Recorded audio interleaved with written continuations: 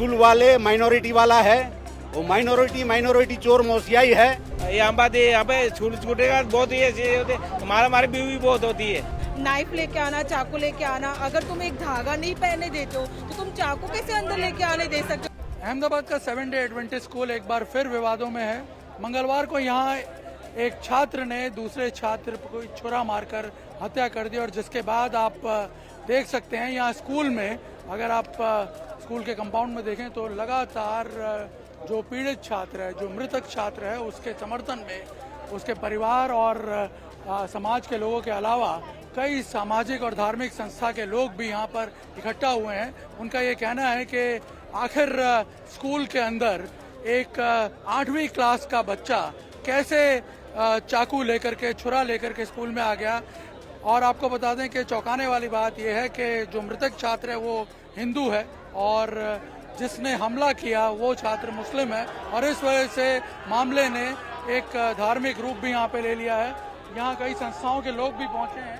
ये बताइए क्या मांग क्या कर रहे हैं? मैं विश्व हिंदू परिषद कर्णावती महानगर मंत्री हूँ, के.एस. राजपुरोहित मेरा नाम है। ये जो 7 डे स्कूल के अंदर जो घटना हुई है, इसकी सबसे पहले तो हम सख्त शब्दों में इसकी भर्त्सना करते हैं। इससे पूर्व भी स्कूल के अंदर कई तरह की घटना हो चुकी हैं और स्कूल प्रशासन को पेरेंट्स ने टाइम एंड अगेन उनको चेतावनी दे रखी थी। इसके बावजूद भी यहाँ का प्रशासन इसको सीरियसली नहीं लिया। दूसरी बात यह है कि यहाँ जो घटना बनी है और जो बच्चा ने उसमें 10वीं क्लास के बच्चे के साथ में जो घटना की है, अब इससे और जिस बच्चे ने इसके साथ में घटना की है उसके प्राथमिक शिक्षण जिस मदरसे से हुआ है, उस मदरसे की जो तालीम है उस पर भी प्रश्न मार्क है। और ऐसा मौलवी जिसने उसको काफिर के नाम से जो 72 हुरों के पास में पहुंचने की जो मानसिकता पढ़ाई है, उसके प्रति भी हम उसका भी कारणों का पता नहीं चल पाया है कि हुआ क्यों है, ये दोनों बच्चों के बीच में क्या हुआ? हाँ, ये 4-5 दिन से बच्चों के बीच में ऐसा पेरेंट्स है और यहाँ के लोकल जो पेरेंट्स है उनसे पता चला है कि 4-5 दिन से ये घटना चल रही थी और इसके कारण प्रशासन को ध्यान में दिया था। प्रशासन इसको संज्ञान में ले लेता। तो सवाल स्कूल पे उठता है कि उसने एक्शन क्यों नहीं लिया? बिल्कुल, स्कूल भी शंका के घेरे में है। स्कूल वाले माइनॉरिटी वाला है, वो माइनॉरिटी चोर मौसियाई है। दोनों अपना अपना काम कर रहा है, दोनों सनातन का विरोध है।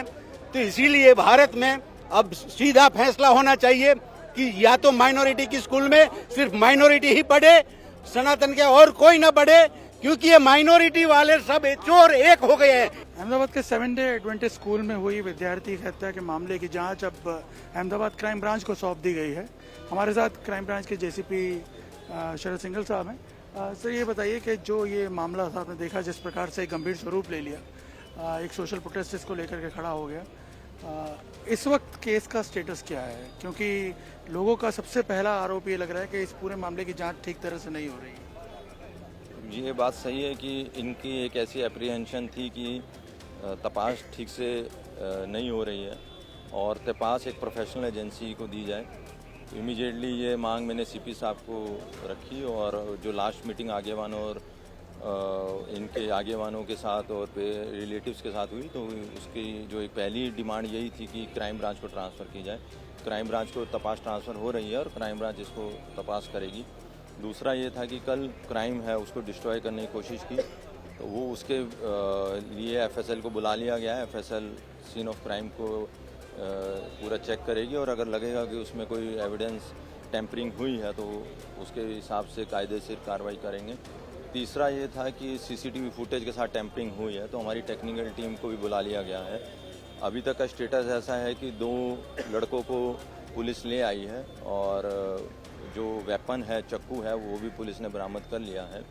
और मैं मानता हूँ कि आगे भी जो तपास है क्राइम ब्रांच पूरे प्रोफेशनल तरीके से करेंगे। लोग ये बता रहे हैं कि 5 से 7 लड़के थे, उन्होंने मिल करके ये किया है और अब तक बाकी लोग क्या आइडेंटिफाई किए गए हैं? जैसा कि मैंने बताया, पहले एक जो मेन आरोपी था उसको पुलिस ने लाया था, फिर उसकी पूछपरछ में जानने को मिला कि एक और उसकी मददगारी में था, अब उसको लाया गया है। अब उसके आगे जैसे मैंने बताया कि उनकी स्टेटमेंट से या कुछ ऐसे सीसीटीवी से निकल के आएगा कि भाई और लोग भी मददगारी में थे, तो उनको भी जो हम बातें सुन रहे थे कि एक तो स्कूल के अंदर छुरा लेके घुस गया लड़का, या फिर उसने चक्कू कहाँ से प्रिक्योर किया, ये सारे काफी तपास के इशू हैं, कहाँ से चक्कू लाया, कैसे लाया और कब से ला रहा था, और वो सब है।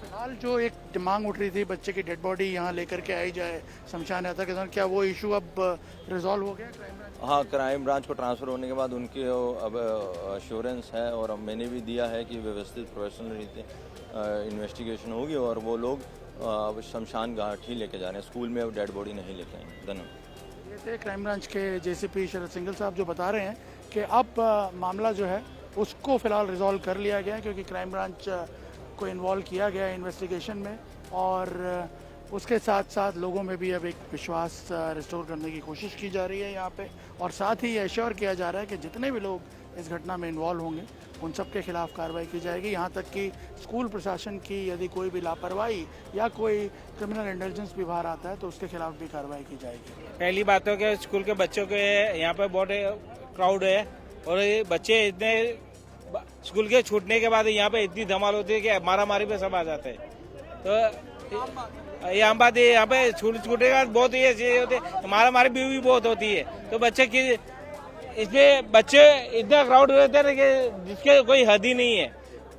आप बताइए, आपके भी कोई रिलेटिव यहाँ पे पढ़ रहे हैं, बच्चे पढ़ रहे हैं? रिलेटिव नहीं पढ़ते हैं, बट ऑलरेडी मुझे स्कूल के बारे में पता है, और ये यहाँ का स्टूडेंट है तो इसको सबसे ज्यादा पता है। यहाँ पे ऑलरेडी ये सब कुछ हो चुका है। पहले सबसे पहले मैं यहाँ पे स्टॉल लगाती तब मैं देखती थी कि बच्चे लड़ते थे, और मतलब सबसे ज्यादा ये नाइफ लेके आना, चाकू लेके आना। अगर तुम एक धागा नहीं पहने देते हो तो तुम चाकू कैसे अंदर लेके आने दे सकते हो? तुमको वो ध्यान रखना चाहिए। वन मोर थिंग, जैसे कि यहाँ पे स्कूल के जैसे तुम नॉर्मल रोड पे जाते हो तो ट्रैफिक पुलिस वाले होते ही होते हैं, तो तुम यहाँ पे ट्रैफिक पुलिस क्यों नहीं लगाते हो? अगर यहाँ पे इतना ऑलरेडी रश होता है तो सिर्फ स्कूल की जिम्मेदारी नहीं है, ट्रैफिक पुलिस वालों की भी जिम्मेदारी होनी चाहिए। मैं यही पढ़ता था, 4 साल पहले मैं यहाँ से पास आउट हूँ।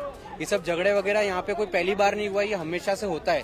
तो जब इतना होता है तो स्कूल को ध्यान रखना चाहिए कि पहले से थोड़ी सिक्योरिटी बढ़ानी चाहिए, लेकिन स्कूल वाले नहीं करते। अगर इतनी सारी फीस लेते तो एयरपोर्ट टाइप पे यहाँ पे मेटल डिटेक्टर रखना चाहिए ना, हर बच्चा उसके अंदर से जाएगा तो पता चलेगा क्या लेके आया क्या नहीं लेके आया। सेकंड, पुलिस वालों को भी ध्यान देना चाहिए। 1:30 बजे जब यहाँ पे इतनी ट्रैफिक होती है और पता है यहाँ झगड़े होते ही हैं, तो पुलिस वालों को यहाँ पे पेट्रोलिंग करनी चाहिए ना, थोड़ी तो बच्चों की भी सेफ्टी हो। फुटबॉल ग्राउंड देखो, रिवर फ्रंट देखो, तो वहाँ पे पैसे पढ़ाने के लिए पुलिस बहुत पहुंच जाएगी, लेकिन ऐसी जगह पे पुलिस नहीं होती जब पता है कि 1:30 बजे यहाँ पे झगड़े होते। पहली बार हुआ है, किसी भी पब्लिक को पूछो, सबको पता है यहाँ पे झगड़े होते ही है ठीक से हमेशा। तो 1:30 बजे पुलिस वहाँ पे क्या कर रही थी? यहाँ पे पुलिस क्यों नहीं है? वहाँ पे इतनी ट्रैफिक होती है, ट्रैफिक पुलिस की यहाँ पे जिम्मेदारी क्यों नहीं है?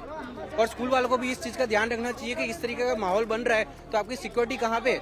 इतनी फीस ले रहे हो। और सेकंड, पढ़ाई के अंदर थोड़ा सा अगर आप इतना मोरल पढ़ा रहे हो तो थोड़ा भगवत गीता ऐड करो, थोड़ा बच्चों को मेडिटेशन सिखाओ, थोड़ा वो भी तुम सिखाओ, गीता पढ़ाओ ना। ये बाइबल वाले की स्कूल है, ये माइनॉरिटी वाले की स्कूल है, ये माइनॉरिटी की स्कूल है। प्रार्थना पूरी होने के बाद यामीन यामीन बोलते हैं यहाँ पे। तो प्रार्थना जब पूरी होती है तो यामीन यामीन यामीन, तो यामीन यामीन क्या है? भागवत गीता का श्लोक बोले कि यामीन यामीन बोले लोग। सही बात है। हमारे बच्चे भी इधर पढ़ रहे हैं। प्रार्थना जब खत्म होती है तो यामीन यामीन, यामीन यामीन क्या है? मतलब अब हिंदुओं की स्कूल है कि किसी और वाले हिंदुओं का धागा क्यों निकालते हैं, कड़ा क्यों निकलवाते हैं? क्रिश्चियन प्रेयर क्यों होती है, हिंदू की प्रेयर क्यों नहीं होती? हिंदुओं को बोलते कड़ा निकालो, क्यों निकालो?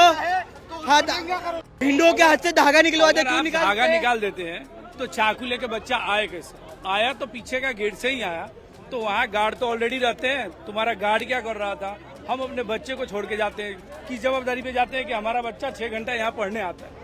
हम इसके पीछे पीछे तो नहीं आते ना, ये स्कूल के कंपाउंड के पीछे हुआ और स्कूल का यूनिफॉर्म पहना हुआ बच्चा है तो तुम्हारा स्कूल वाले क्या झक मारा रहते क्या?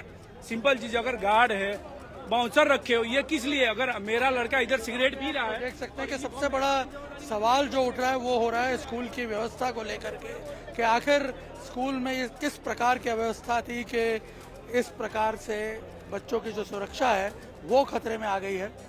लोग जो छोटे छोटे बच्चे हैं वो चाकू चूल्हा लेकर के स्कूल में आ जाते हैं। 4-5 दिन से इस तरह का विवाद चल रहा है और उसके बावजूद भी स्कूल की तरफ से कोई स्टेप्स नहीं लिए जा रहे हैं, कोई एहतियातन कदम नहीं उठाए जा रहे हैं। और यहाँ पे आप देख सकते हैं इसी वजह से जो लोग हैं उनका रोष भी यहाँ पे टूट पड़ा। आज हमने देखा कि सुबह से ही स्कूल के अंदर जो है वो अभिभावक जो है वो आकर के पहले घुस गए थे और बाद में यहाँ पे आप देखिए कि स्कूल के अंदर तक यहाँ पे घुस गए थे और यहाँ स्कूल के अंदर तोड़फोड़ भी मचाई है।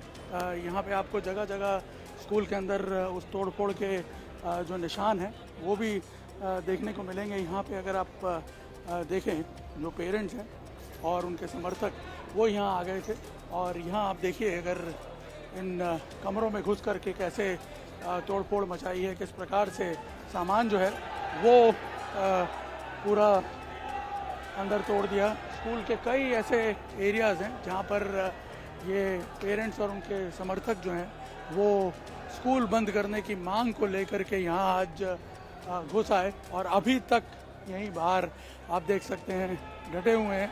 यहाँ आप देखिए आपको खून के निशान, जो लोग तोड़फोड़ मचा रहे हैं उन्हीं को चोट भी लगी।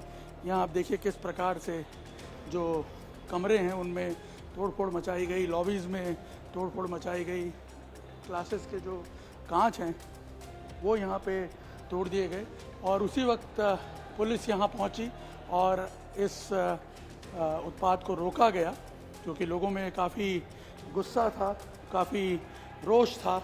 इस वजह से यहाँ पे स्कूल में तोड़फोड़ भी मचाई गई। यदि पुलिस समय तक नहीं पहुँची होती तो शायद जो ये बिखराव है ये और ज़्यादा बढ़ गया होता, लेकिन फ़िलहाल पुलिस पहुँच गई है। हालांकि अभी भी बाहर जो है लोगों की भीड़ यहाँ पे जमा है, लेकिन जिस प्रकार के दृश्य यहाँ आज देखने को मिल रहे हैं उससे साफ पता चलता है कि किस प्रकार का रोष यहाँ पे लोगों में है।